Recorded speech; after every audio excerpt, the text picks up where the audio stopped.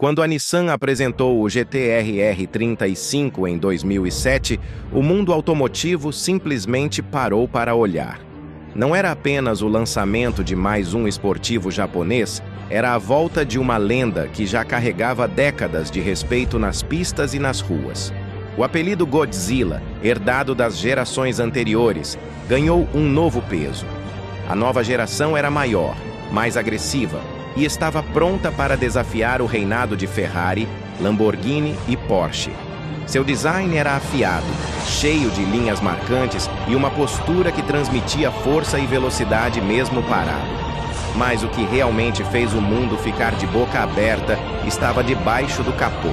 Um motor V6 3,8 litros biturbo, montado à mão por mestres artesãos chamados Takumi, capaz de despejar uma potência absurda com precisão cirúrgica. A Nissan não queria apenas criar um carro esportivo, queria criar uma máquina que pudesse humilhar supercarros muito mais caros em testes de pista. Ele conseguiu. O GT-RR 35 acelerava de 0 a 100 km por hora em menos de 3 segundos, algo simplesmente insano para a época. E ainda oferecia tecnologia de ponta e confiabilidade japonesa. Era o início de uma nova era, onde o Japão mostrava ao mundo que podia não só competir, mas também dominar o jogo. O GT-RR 35 não se contentou em ser apenas um esportivo comum. Ele nasceu para desafiar tudo o que o mercado acreditava ser possível na época. Ele trouxe tecnologia de ponta que parecia ficção científica no final dos anos 2000. Seu avançado sistema de tração integral, Atesa ETS Pro, distribuía potência de forma inteligente entre as rodas, garantindo máxima aderência mesmo nas curvas mais insanas e em diferentes tipos de piso. A transmissão de dupla embreagem trocava marchas em frações de segundo, algo que até Ferrari e Lamborghini demoraram a implementar em seus modelos de rua, tornando o R35 uma verdadeira máquina de precisão. O motor V6 biturbo entregava uma força brutal, capaz de colocar carros muito mais caros para comer poeira nas pistas e nas ruas. Mas o mais impressionante era o preço. Ele custava muito menos que os supercarros europeus, oferecendo desempenho de hipercarro a um valor acessível. O R35 provou que acelerar forte e ter desempenho de elite não era mais privilégio de milionários, era a democratização da velocidade. Nas pistas, o Nissan GT-R se transformou em uma verdadeira lenda viva, ganhando fama de ser quase imbatível. Seus testes de aceleração de 0 a 100 km por hora cravavam tempos consistentemente abaixo de 3 segundos, uma marca que poucos supercarros de grife conseguiam atingir naquela época. Essa brutalidade na arrancada era acompanhada de um comportamento dinâmico exemplar, que fazia o carro colar no asfalto como se desafiasse as leis da física. Em Nürburgring, o famoso Inferno Verde da Alemanha, o GT-R registrou tempos tão rápidos que deixaram fabricantes tradicionais em choque e obrigaram engenheiros europeus a repensar seus projetos. Pilotos profissionais, acostumados a máquinas milionárias, começaram a tratá-lo como um adversário digno de respeito, elogiando sua capacidade de entregar performance de pista em um carro de rua.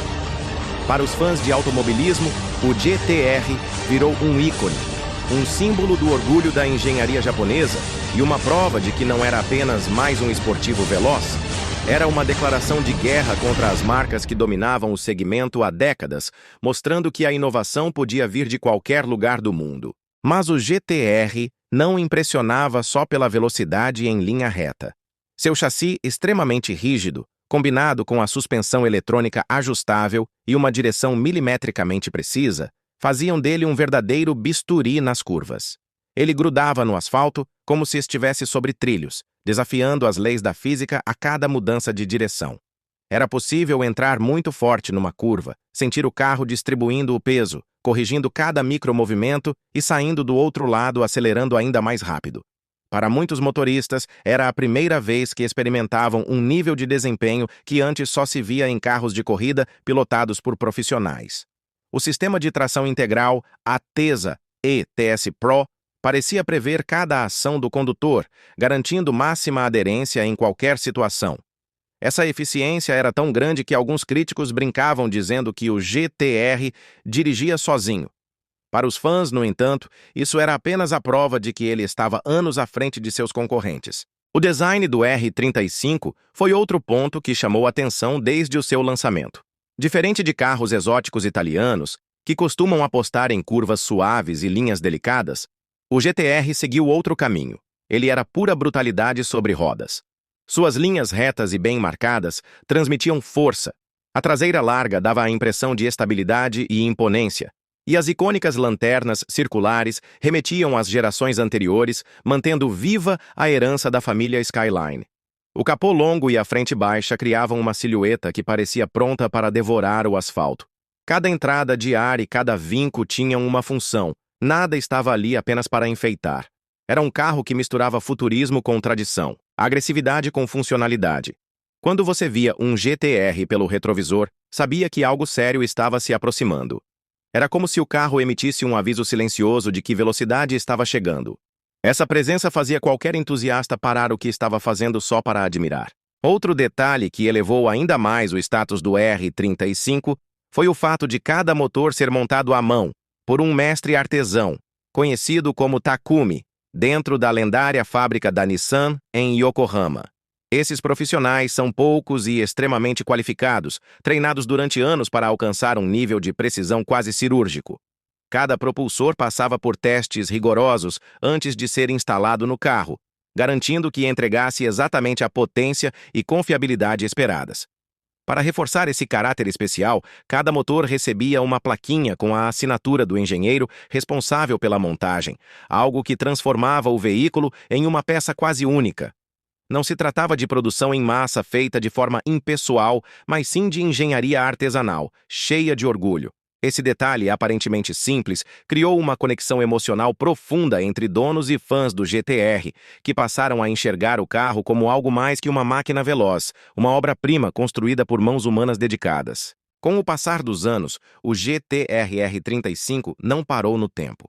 Ele evoluiu, sempre buscando se manter no topo. A Nissan lançou versões cada vez mais extremas, como as edições Nismo, que traziam suspensão recalibrada para maior precisão, ajustes aerodinâmicos que aumentavam o downforce e motores ainda mais potentes. A cada atualização, o carro se tornava mais rápido, mais agressivo e mais afiado nas pistas, arrancando décimos preciosos em Nürburgring e outros circuitos lendários.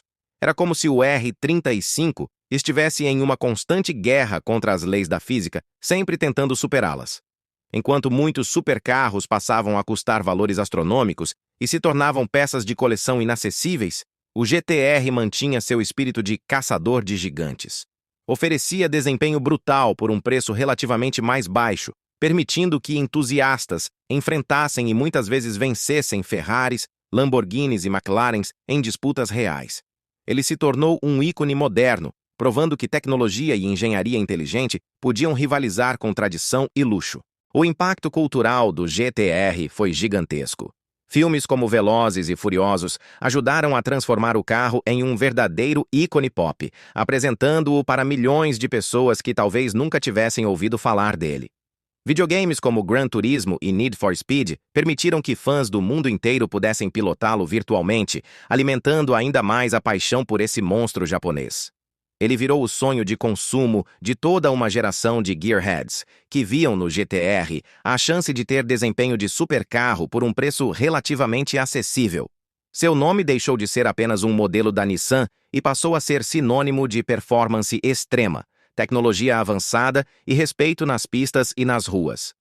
O R35 consolidou uma comunidade global de entusiastas, inspirando encontros, personalizações e até competições dedicadas exclusivamente ao modelo. Hoje, falar de GT-R é falar de uma lenda que transcendeu o mundo automotivo e entrou para a cultura pop.